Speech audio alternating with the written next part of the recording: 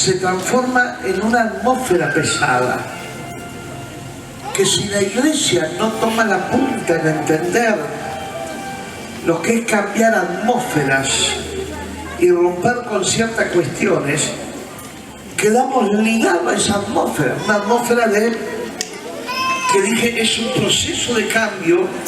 Agosto queda en el medio, agosto queda en el medio de un cambio de salir del invierno a entrar a la primavera. Y agosto, si usted se fija, está ligado a enfermedades respiratorias, y hay una palabra, una profecía satánica sobre el mes de agosto. No sé cuánto la escucharon alguna vez decir que agosto alguien se lleva. Y esa es una palabra satánica que está involucrada en el medio de esta sociedad. Y nosotros tenemos que salir al cruce de eso. Por eso anoche decíamos, cerramos un mes de agosto donde el libro de Salmos capítulo 19 dice: un día le habla a otro día y una noche a otra noche. Y nosotros desde el 31 de julio le estábamos hablando el 1 de agosto, que estábamos hablando a hoy. Y que le estábamos dando la orden de parte de Dios a alinearse a ese propósito, a esa voluntad divina de parte de Dios. Entender los planos de Dios, entender los planes de Dios, por ahí nos cuesta mucho, ¿no?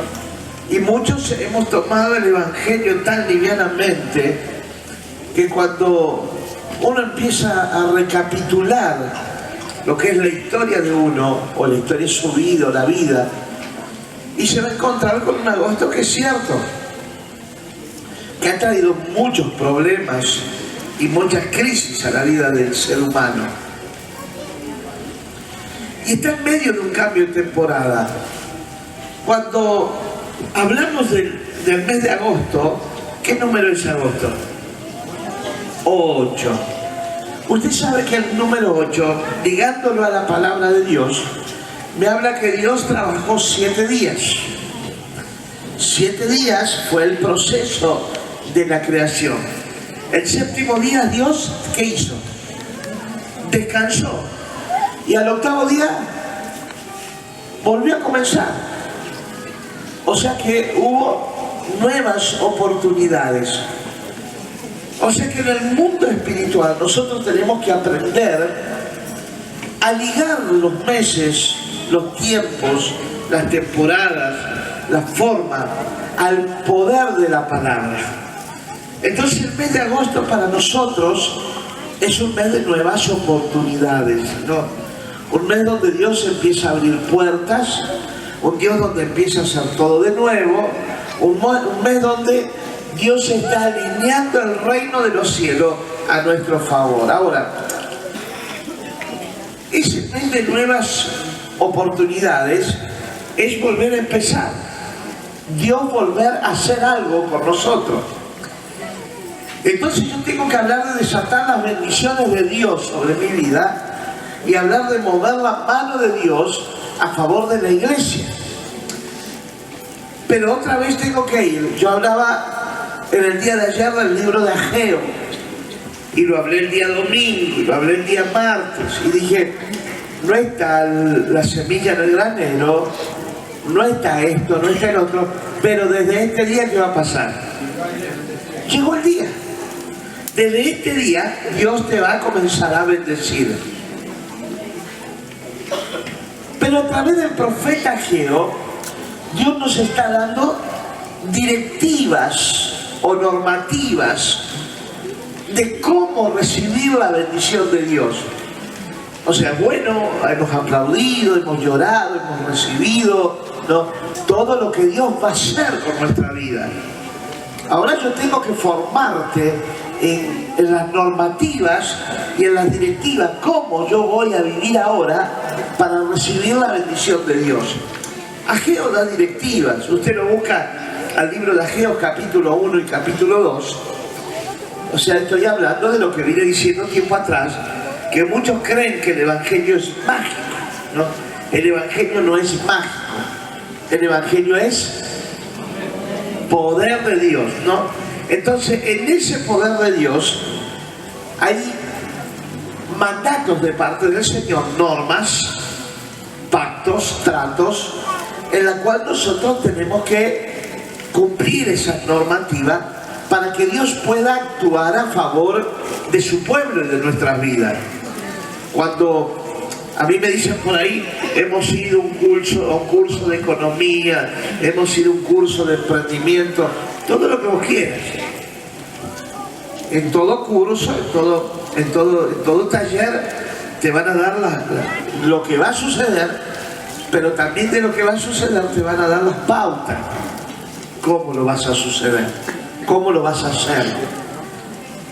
En diferencia con Dios, es que Dios te da la normativa, y la normativa más importante que Él te da es: amarás al Señor tu Dios con todo tu corazón, con toda tu mente y con toda tu alma, que es el principio de nuestra bendición. No hay nada mágico para ser bendecido. Yo puedo recibir todos los cursos posibles, pero si yo no busco a Dios, solamente voy a estar hablando, solamente voy a estar diciendo algo de lo que yo quiero ser o quiero llegar. Pero cuando yo busco a Dios, Dios es lo primero en mi vida, yo me estoy preparando para materializar la bendición de Dios que ya está dictaminada en el reino de los cielos a favor de mi vida. Ahora, las directivas y las normativas es para recibir las bendiciones totales e incondicionales de parte de Dios. Fíjese que por ahí llegamos a decir, ¿no? A mí no me pasa lo que el pastor dice. ¿A cuánto les pasa eso? Hay alguien que le pasa que dice: pastor, a mí no me pasa todo lo que usted habla. Bien, perfecto. A mí no me ocurre. A mí Dios no me bendice de tal manera. Dios no hace esto conmigo.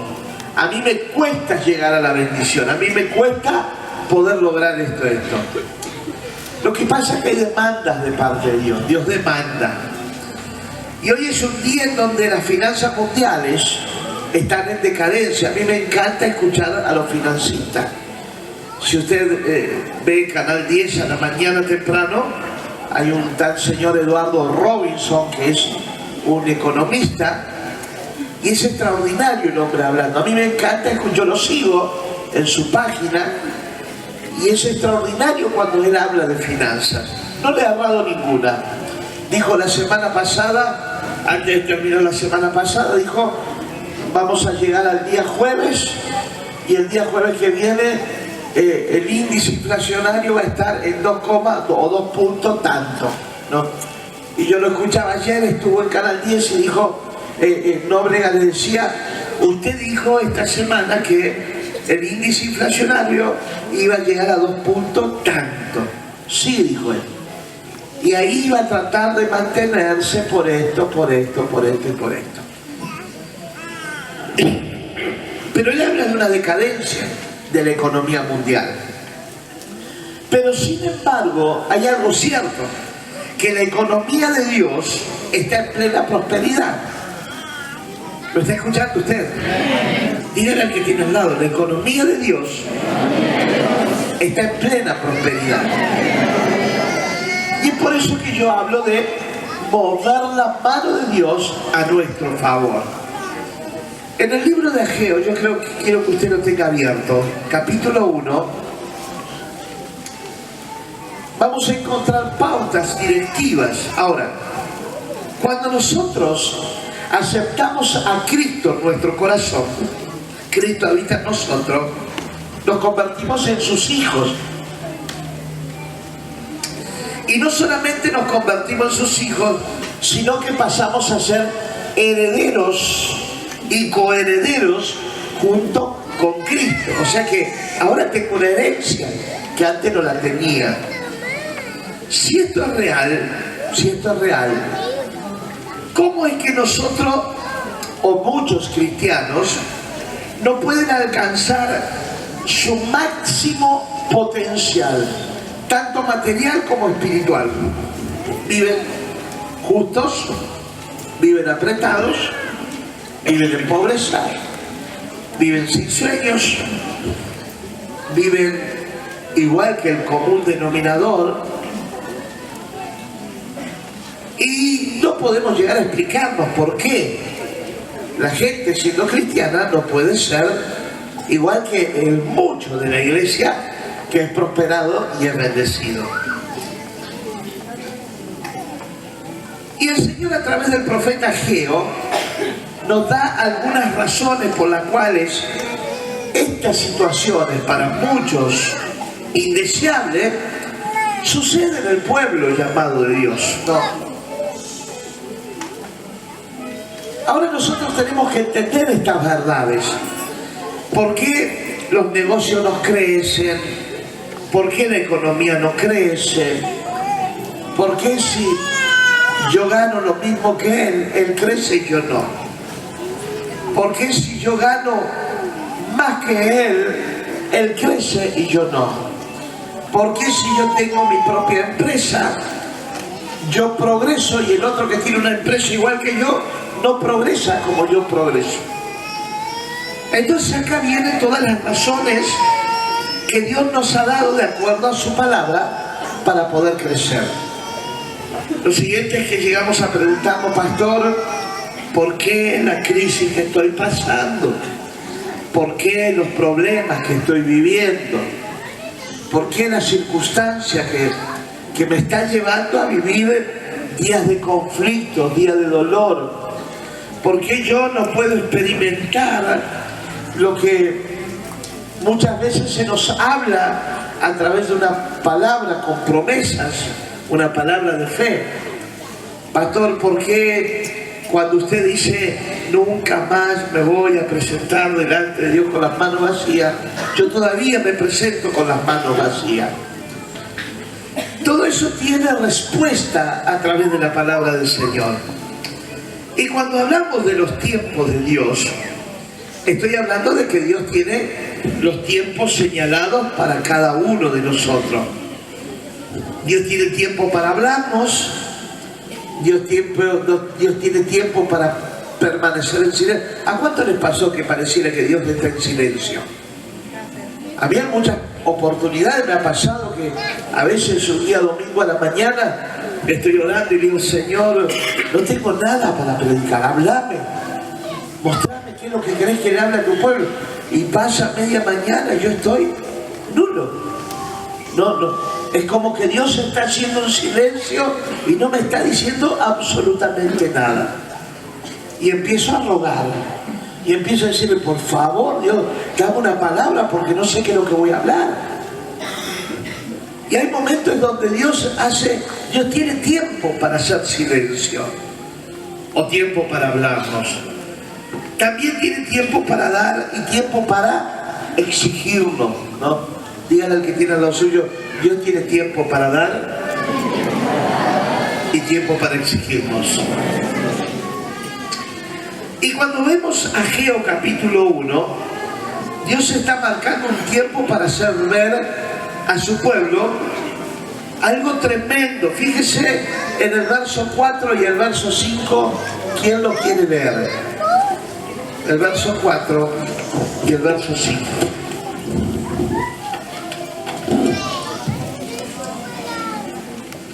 Es para vosotros tiempo, para vosotros de habitar en vuestras casas artesanadas, y esta casa está desierta, pues así ha dicho Jehová de los ejércitos, meditad bien sobre vuestros caminos.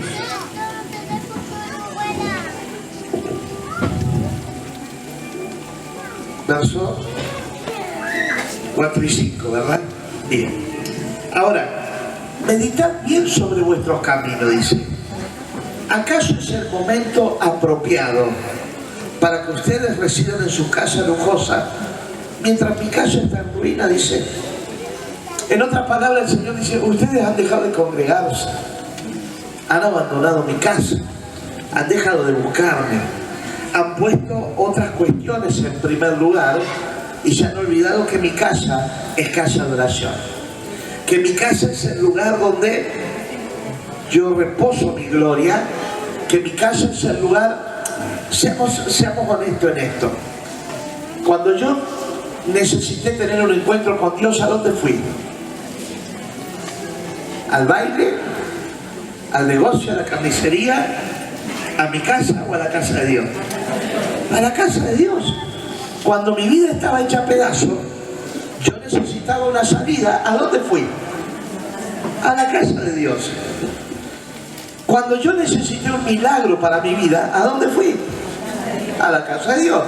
Cuando yo necesité un milagro económico, ¿a dónde fui? ¿Al prestamista? A la casa de Dios. Entonces, cada vez que yo tuve una necesidad, fui a la casa de Dios a buscar respuesta para mi vida. Fíjense que cuando yo necesité que Dios me usara, que Dios empezara a trabajar con mi vida, yo no fui a buscar afuera que alguien haga algo por mí para que Dios me use. Yo vine a la casa del Señor para que Dios pueda moldear mi vida y usarme. Pero ¿qué es lo que va sucediendo con nosotros? ¿Qué va pasando el tiempo? Sabemos de la palabra, empezamos a tener conocimiento, empezamos a ser usados por Dios y ya no nos queremos congregar. Ya no queremos. ¿A cuánto les pasa eso? Ya empezamos a poner pretextos primero. Yo soy líder de hogar bíblico, no voy a ir a la iglesia.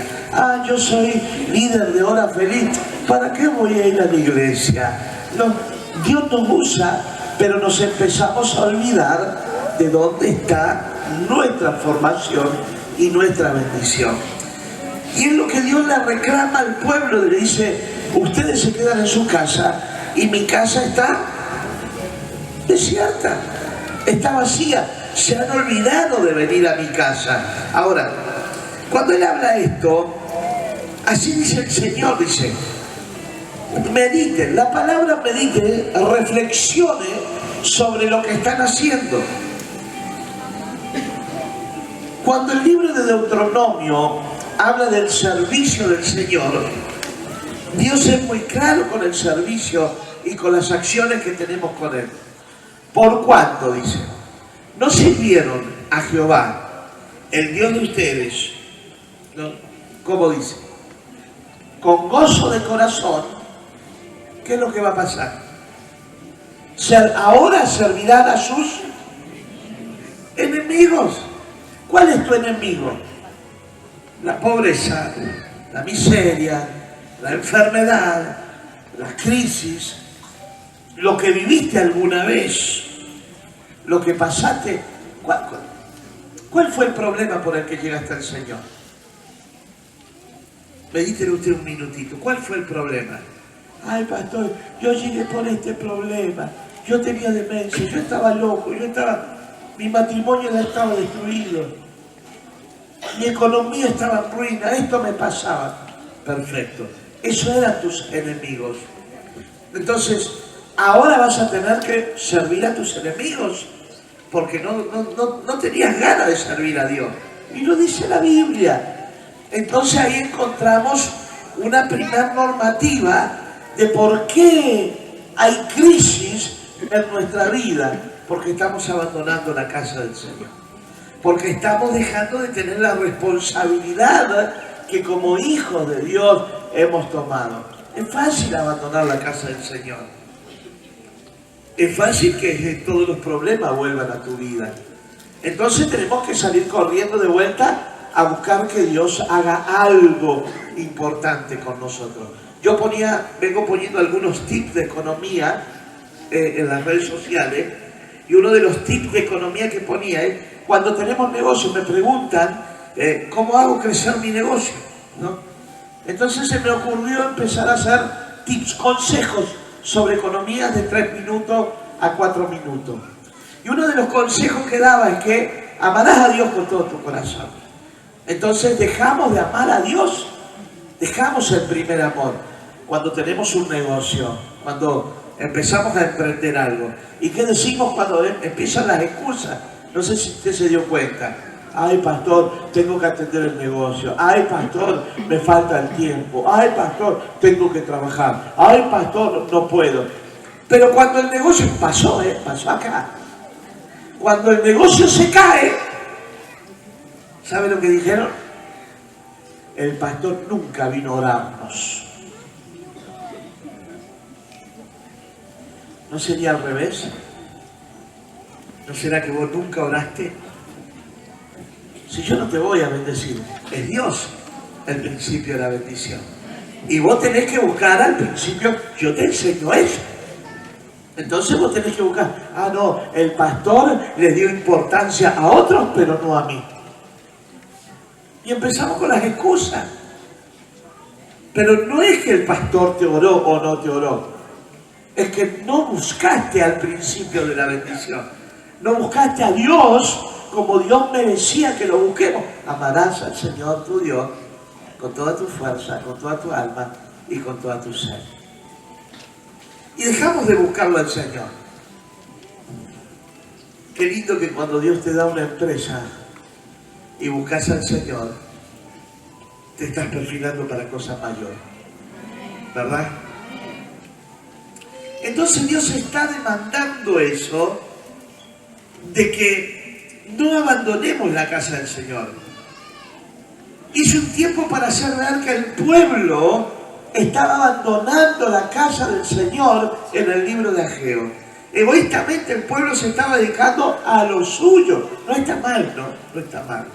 Porque por ahí empiezan los conflictos y dicen, que el pastor quiere que estemos todo el día en la iglesia. No. Dígame, ¿cuándo se le exigió estar todo el día en la iglesia? Es más, me dijeron, pastor, ¿cuándo vamos a hacer vigilia? Vaya a dormir en su casa. Dejen de bromar. Encárguese de su casa y menos vigilia. Porque después de vigilia aparece el lobizón allá. Cuide su casa. Entonces, hay cosas que tenemos que poner en orden. Vigilia. Si cuando jugaba Boca no viniste, te quedaste a ver el partido. Vigilia. Si cuando todo estaba bien dejaste de buscar al Señor. ¿Para qué querés vigilia? Si no sos íntegro en la búsqueda de Dios, ¿para qué querés vigilia? La realidad es que muchas veces estamos acostumbrados a las fiestas de noche, ¿no? Entonces, esta es una realidad, yo no puedo pasar por alto esto. Entonces, como estamos acostumbrados, sábado a la noche, fiesta, o sea, nos juntamos con los amigos, le pidamos al pastor que haga una vigilia a la noche. Así estamos todos despiertos, cantando, gritando, con las hormonas en alto. La realidad es que no queremos buscar a Dios, es simplemente pasar el momento. Y nosotros hemos aprendido a ser gente de altares, de búsqueda de Dios. Es lo que Dios le está demandando en el libro de Ageo. Y ellos se dedicaban a lo suyo, arreglaban su casa. ¿Está mal? No está mal. Dígale al que tiene aquí al lado suyo, arregla tu casa. Arregla tu casa. Y hacían sus negocios. ¿Está mal? No está mal. Ojo, yo estoy aclarando todo esto, porque por ahí dicen, listo, no voy a hacer más negocio, voy a venir a la iglesia y que me mantenga el pastor. No. En alguna vez me dijeron, pastor, mi hija cumple 15 años. ¿Usted me va a poner la iglesia y los tablones para hacer la fiesta de mi hija? Sí, dije yo. ¿Y la torta la pone usted también? ¿Qué quiere que te ponga la chica también que cumple 15? Y ahí dije, chao, se terminó la fiesta de 15 en la iglesia. Porque tenemos malos conceptos. Tenemos todo cruzado. Creemos que la iglesia es nuestro salón de fiesta. Creemos que el pastor es nuestro empleado. Creemos que el pastor es el que me tiene que hacer el cumpleaños feliz todos los días. Pero sin embargo es el pastor es el que me tiene que llevar continuamente a la presencia de Dios. Y enseñarme principios escriturales para que yo cuando salga de la iglesia siga siendo bendecido. Y eso es lo que estamos haciendo. Entonces, arreglaban su casa y hacían negocio. No está mal. Lo que estaba mal es que no estaban involucrados en el sostenimiento del templo. Y debido a esa actitud, le cuesta al pueblo que las inversiones que hacían no produzcan dividendos. Se comienzan a quejar, ¿no? ¿Qué pasa, Dios, que yo no crezco? ¿Qué pasa, Dios, que no estamos produciendo nada? Tiramos el saco roto. ¿Qué pasa, Dios, que nuestra economía va marcha atrás y no podemos crecer? Su cosecha eran escasas, trabajaban mucho y recogían poco. Fíjese el verso 6 y el verso 7 del capítulo 1. ¿Cómo dice?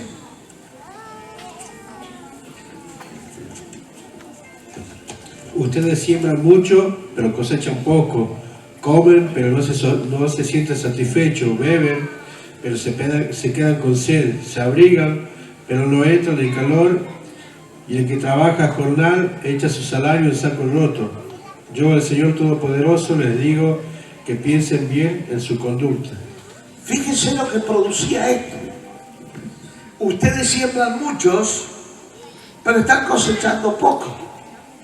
Comen, pero no quedan satisfechos.